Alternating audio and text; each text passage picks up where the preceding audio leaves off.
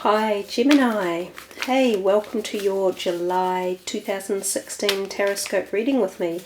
As you can see, we are using the Morgan Greer deck. We are changing the format from last month and making it a 4-card draw, as in 1 card per week, but there will be a clarifying card under each of those, and then at the end there will be an enlightening power positive card for you. So let's see, Gemini, what's in store for you for July 2016. Week 1, 2, 3, 4 clarifying cards.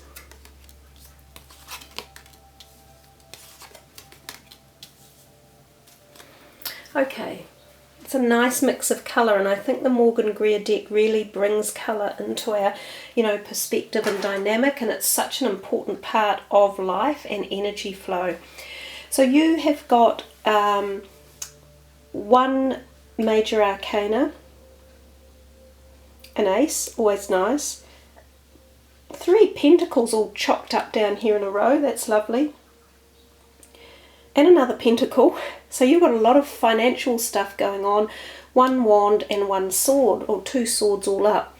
Let's start in the top left hand corner, and we see the 9 of Pentacles. Really lovely card to start the month. It's a happy card, it's gregarious, it's quite social. It has stability, happiness and good health all surrounding it. So there's a feeling of excitedness, or this socialness around this beginning of the month. And whether it concerns your money or not, that could be a part to play, but it could just be concerning people and activities as well. She is a lovely card, and she bodes well in so many areas. There's not much negativity around her at all. And her clarifying card is the Ace of Swords. Now, the aces are about new beginnings, so we often find this one, the Ace of Swords, has come at the cost of leaving something behind. So often a separation or even divorce papers can be handed over, or the ending of some sort of contractual obligations, something that was signed by document that have come to an end, but you're celebrating that ending and you're ready to move into something new, and there's success in the air. So it could be tied up with her. This could be an earth sign person that is either associated with this or comes into your life that you choose to celebrate with one way or another. Alternatively, it could be to do with your finances, because she is the 9 of Pentacles. So this clarifying card could be saying to us that, yay, something has broken free that was perhaps limiting your finances, and now there is this degree of freedom around them, or an increase one way or another.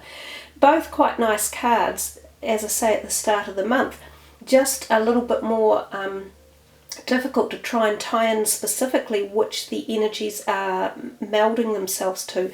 So that will require a little bit of thought on your part. We come to the second week, and we have the 8 of Wands. Now, lovely card again, and it's often about quick things happening in fast pace. A little bit like this ace here, they're connected diagonally.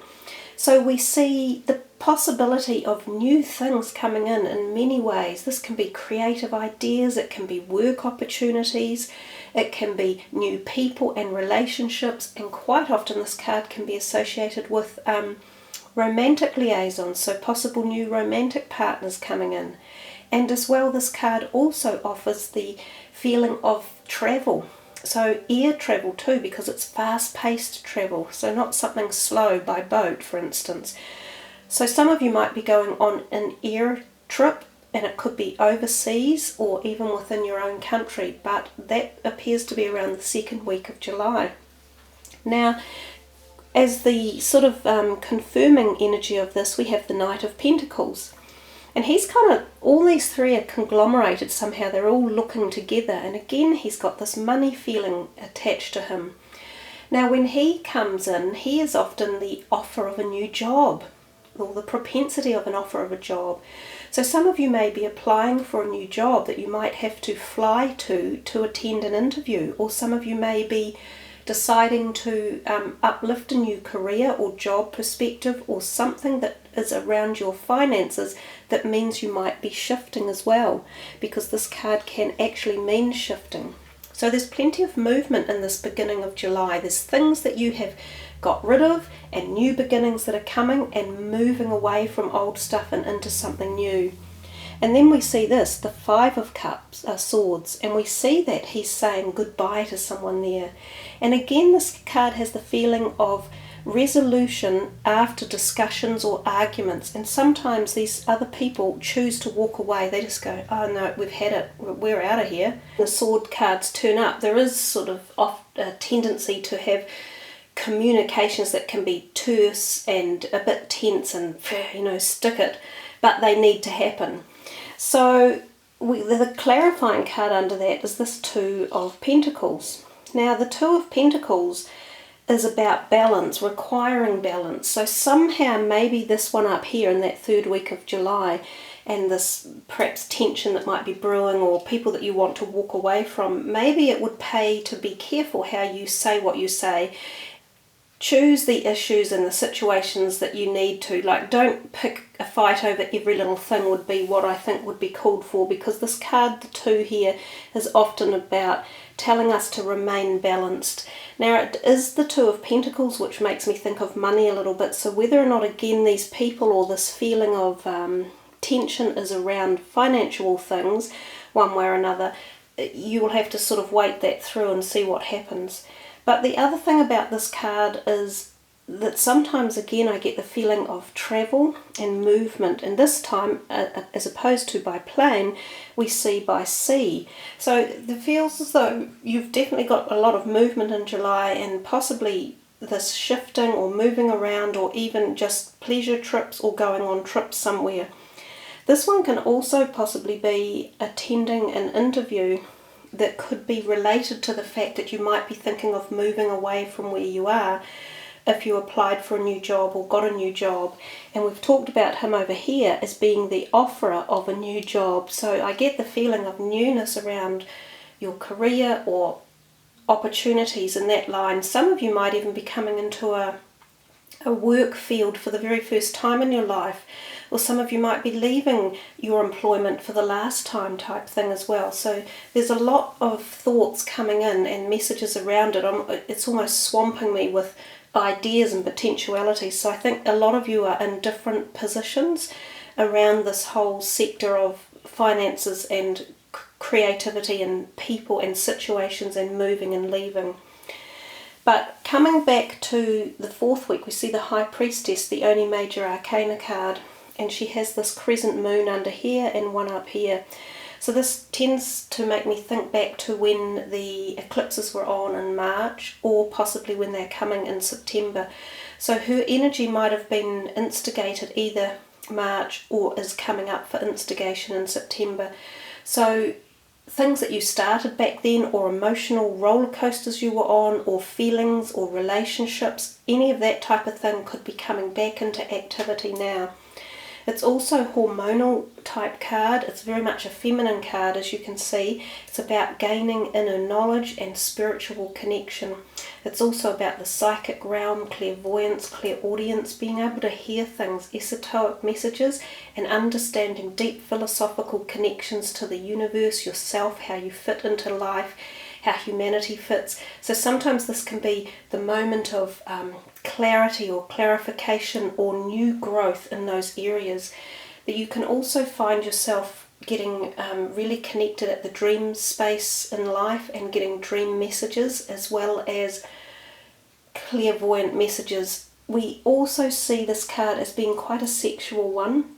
There can be increased sexual energy going on here, so someone might find you really sexually attractive and there's this chemistry. So we saw this and had the feelings of this with these cards as well. So there's quite a heightened feeling of action and attraction for you in this month. We also find that it's a fertile period as well, so there's the possibility of conception, and this can be conception of a new pregnancy or conception of ideas. So lots of creative stuff in here. And the clarifying card is the Seven of Pentacles. Now he's looking back in here, and that kind of talked to us about balance with our finances and our emotions as well, and he's harking back at that. So the feeling is that he has this growth occurring due to his perseverance and perhaps his determined balance in life and his hard work and the efforts that he puts in. Often this has the feeling of earth energy, people around you, so that the earth signs, you know, the Taurians, the Capricorns and Virgo energies. So there may be someone associated in this area of the month as well that is an earth sign energy that's playing a role in these top cards here and the energies that are going on around there.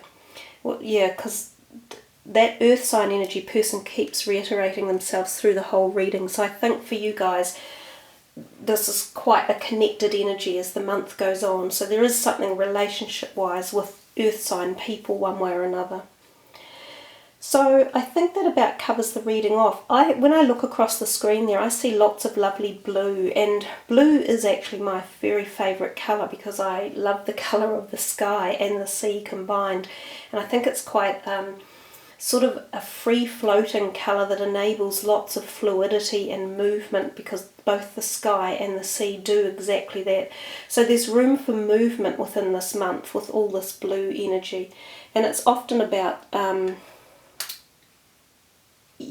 I see it as a transformational energy, just that things can be transmuted with whatever decision you're on. There's room to allow it to change and alter.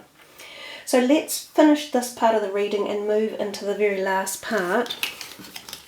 Just putting these aside. And these little cards here are gemstones and angels, really nice for a little bit of positive mantra work and empowerment.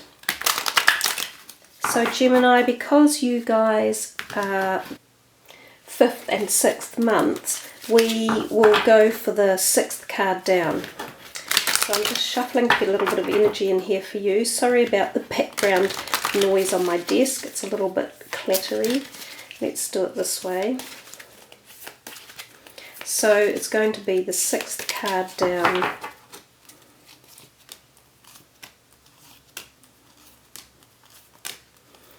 Tourmalinized quartz. Let's see what the message are.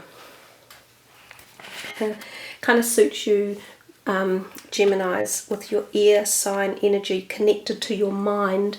Are you a slave to technology? Are you being bombarded by too many electromagnetic frequencies? Amplify the protection from these draining forces by reconnecting with the earth. Take periodic breaks from electronics and re-energize yourself. And certainly you had a lot of earth energies in your reading.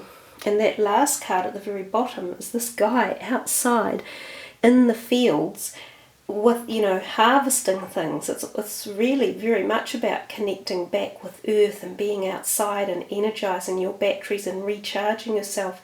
There's been a little bit of that message coming through for July actually, and I know for you guys in the northern hemisphere it's a wonderful time to be able to be outdoors in the middle of sort of that summer energy. Angel of energy fields.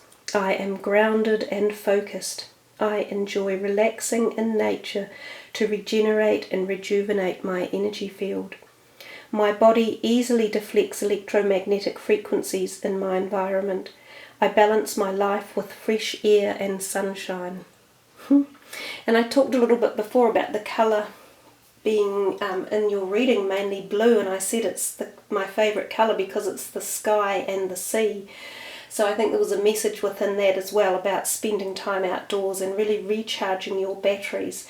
And I think too when we see the sea here and we just think of balance, just that talk a little bit before that I mentioned about balance in our lives, and I think the message is quite nice and comforting for you just to take balance and charge and recharge those batteries with some outdoor energy.